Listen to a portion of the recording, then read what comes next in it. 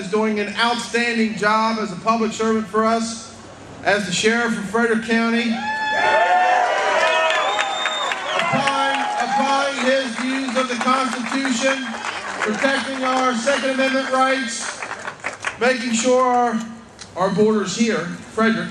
Apparently our national leaders have not figured out how to protect our borders from illegal immigrants, but Chuck Jenkins would not allow that to stop him from doing something to protect our borders here in Frederick County. With implementation of the 287G program in ICE, and then year after year turning back millions of dollars to the government, saying I've met my budgetary needs, the people are taken care of, they're protected, they're safe here. I'm sure you'll find some place to spend it.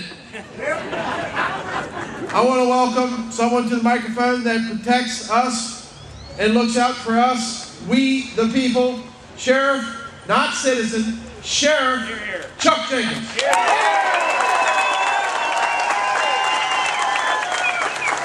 Thank you, Wayne. Good afternoon, everybody.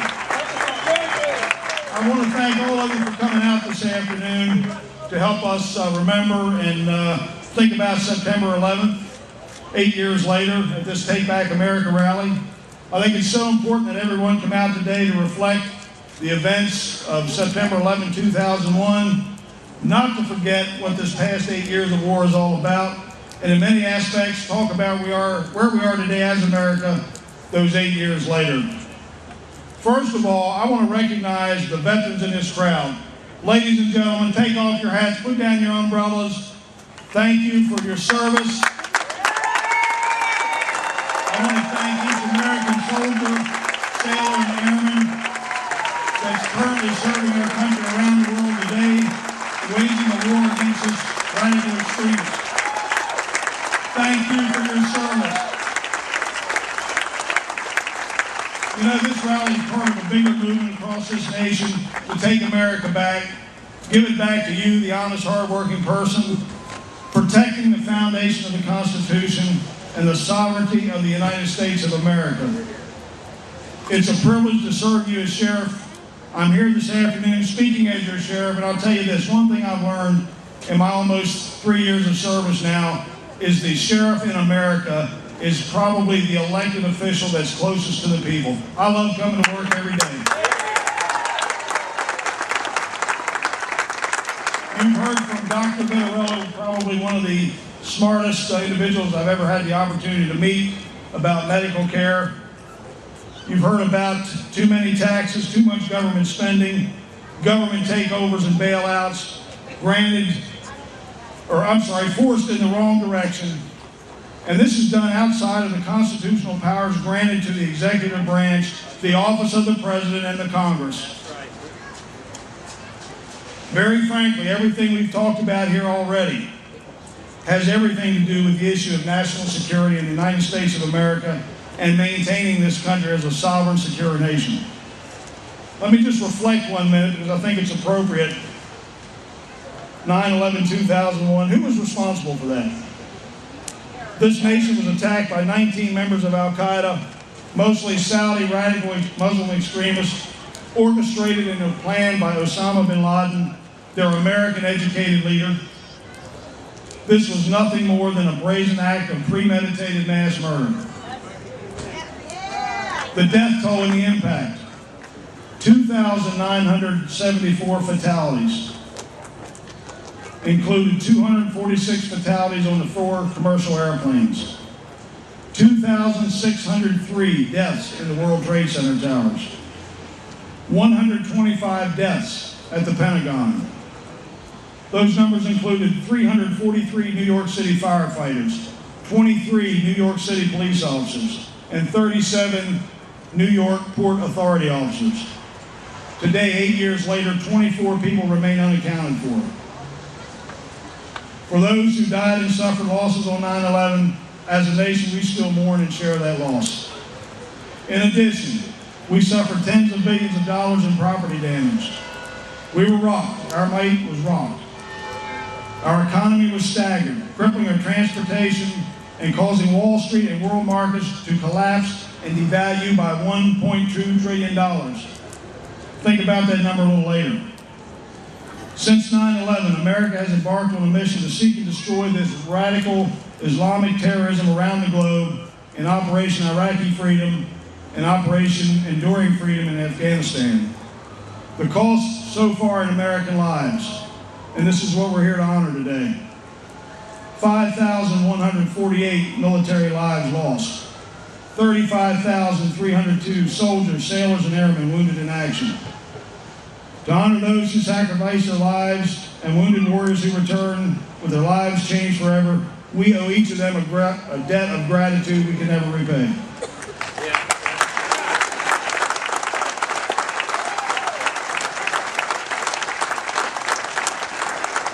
Homeland security has become a major role of government. That's a result of those criminal acts committed against this government, and that was for one reason. That damage was inflicted to coerce our government and influence our society. Let me remind everyone for the motive for the attack. Al-Qaeda, led by Osama bin Laden, who rose to power in 1979 in Afghanistan during a series of jihads or holy wars that were carried out against governments across the world. The first directive issued in 1996 called for Americans to get out of the entire Muslim world. A second bin Laden directive in 1998 called for his followers to kill Americans anywhere and everywhere. The motive for the 9/11 attack was that directive to kill Americans anywhere, to carry out violent acts against the American military and our citizens until our nation and our culture was destroyed. Quoted, spill American blood anywhere, inflict economic damage on America, and bleed America to the point of bankruptcy. What we've all got to realize is this is a radical adversary, an imminent threat that still exists today in a war for the survival of this nation. This war may well last for generations. I hope I'm wrong, but it may well last that long. I don't believe that our current elected leadership in Washington fully understands the magnitude of this threat. This is very simple. We either win this or we fall to defeat. We go down in defeat. It's that simple. And now I want to kind of explain that our national security is absolutely tied to governing within the enumerated powers set forth in the Constitution. The direction of that leadership is going entirely in the wrong direction and weakens our national security and our sovereignty as a free nation. Some examples of what I'm going to talk about that will impact national security and increase our vulnerability. Our national debt has quadrupled into the trillions of dollars because of irresponsible government spending at all levels. We have become reliant on foreign nations such as China buying out our national debt, taking away our ability to sustain our own economy, again, directly affecting our national security. Nationalized, socialized health care with a government takeover at a cost of, again, trillions of dollars. This is a move towards socialism and the destruction of a healthcare industry, creating healthcare rationing to everyone, and as Dr. Vittorolo explained much better than I can, quality health care will be non-existent. Wasteful stimulus spending on ill-conceived government programs and false prompts to industries that have no long-term positive effects. A recent example is the failed cash for clunkers. $3 trillion in TARP funds to bail out banks in Wall Street that has not worked. The path toward the redistribution of your wealth with government deciding who will get the money that you worked hard to earn. Practices and taxes that will destroy the working middle class, which is us, small business, and allow government to own corporate America. We're doing to ourselves what a radical enemy set out to do. We are going to bleed ourselves to the point of bankruptcy.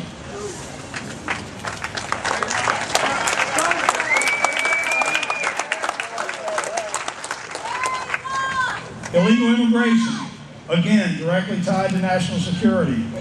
Crime problems across this entire country that can be attributed to that.